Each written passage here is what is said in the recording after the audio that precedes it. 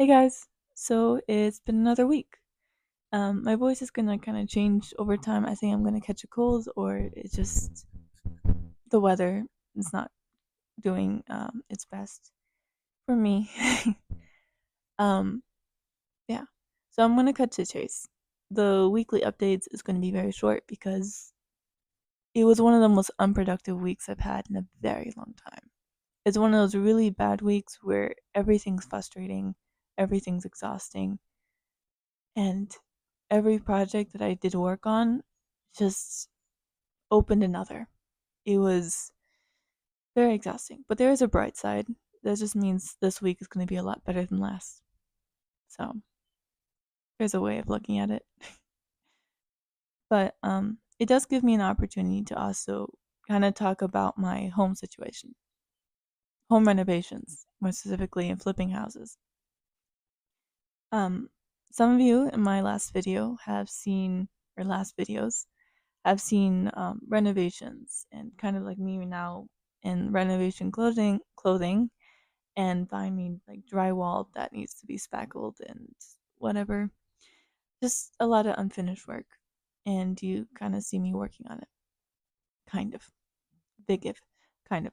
But if you're new, welcome. Otherwise, my name is Karima. I'm 19 years old, and this channel is kind of just like me talking about how I'm trying to fix my shit. Everything.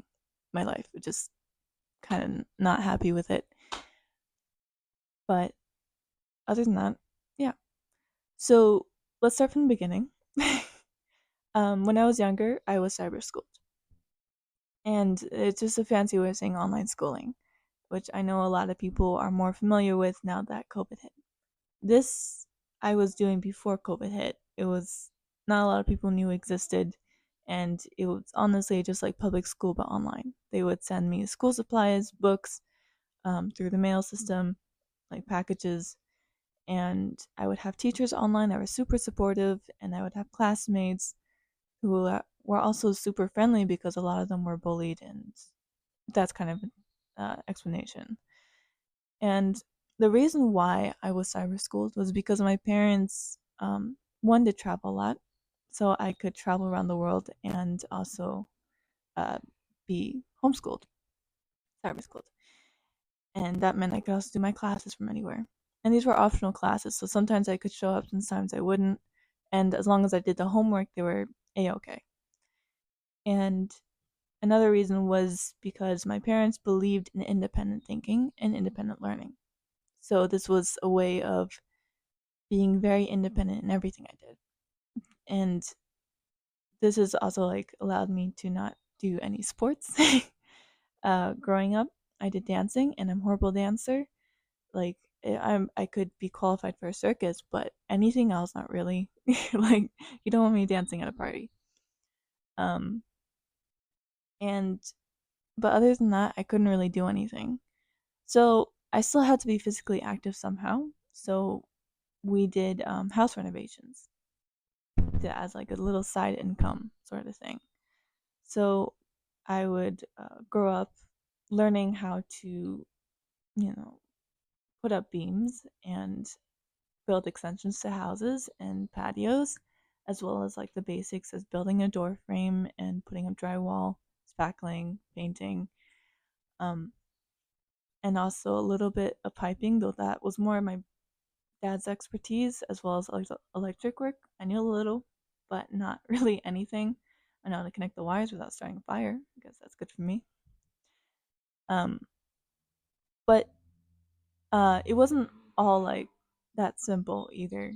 It was on and off, and it's good that it was on and off, honestly, because kind of like anything in life, whenever you're doing a project consistently, right, you may not see the progress right away. And when you become very impatient and frustrated, it's all that you can feel. You start to get slower, you start feeling like shit. It's just surrounded by unfinished projects. And eventually, it will take a mental toll on you. It will just make you feel like you're not doing anything.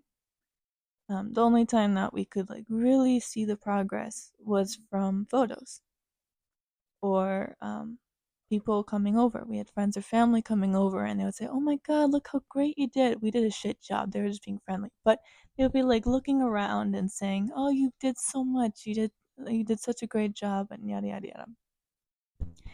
And we that was the only time we could like really feel proud. We could celebrate of the things that we did. And I think this also applied to my life in general, or others' lives, even yours, maybe. I don't know. But when you're constantly working on yourself and you don't have any documentation of how well you're doing, how bad you're doing, you kind of just are stuck in your own head. You're eventually getting into the dark thoughts, the thoughts that tell you you're not getting anywhere.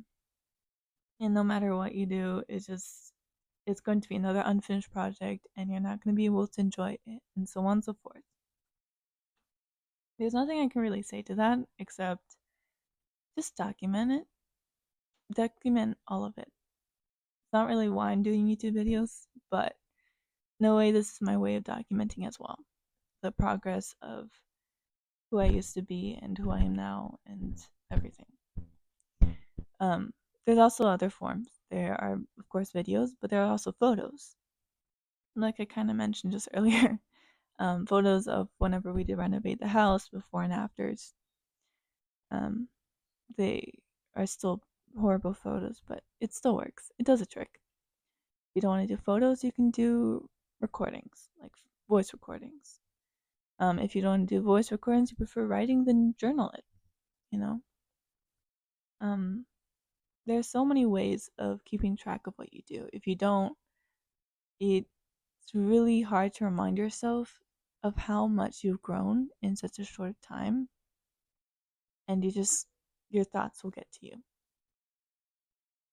But yeah, anyways, that's kind of my background in house renovations and flipping houses.